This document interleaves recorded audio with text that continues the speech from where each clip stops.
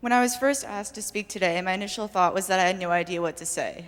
Yesterday, I sat staring at a blank page and thought the same thing. What I kept asking myself is, why do I feel like I have nothing to say?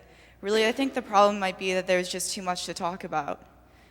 One of the questions I kept going over is, how do I talk about love, love for myself, others, community? How do I talk about love without talking about hate and fear? The issue is that we like to separate these things, but they are very often connected, especially when it comes to topics like these. I never really struggled with my sexuality or gender too much growing up. It just took me some time to sort things out. Mostly I struggled with trying to find a way to be myself and love myself within the framework I was in. I'm so thankful that I grew up attending this church. So many in the religious community choose to preach hate instead of love, and I don't think I'll ever forget walking into this building and seeing a rainbow flag. I can honestly say that this is one of the places I felt most able to be myself.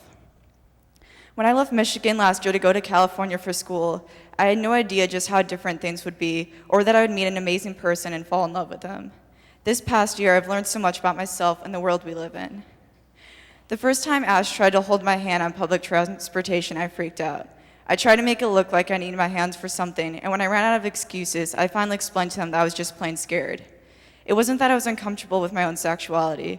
It was the fact that I had learned to be afraid to be myself in public.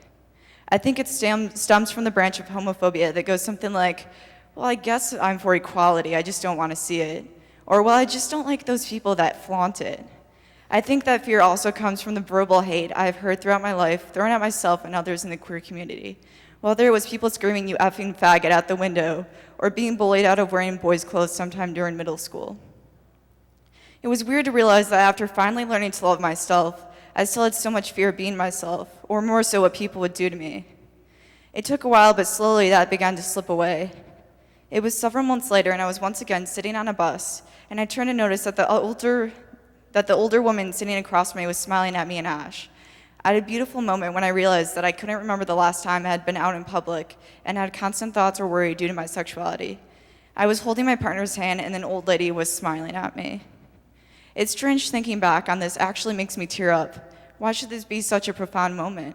Why should I be so thankful to be able to hold the hand of the person I love? And why do so many people I know back home not have this?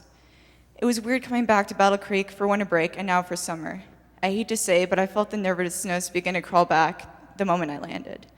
Suddenly I was back to angry and confused glances, hearing people talk quietly, sometimes not so quietly, trying to figure out if I was a boy or a girl, relearning to shrug it off when people scream out of cars when I'm trying to go for a walk.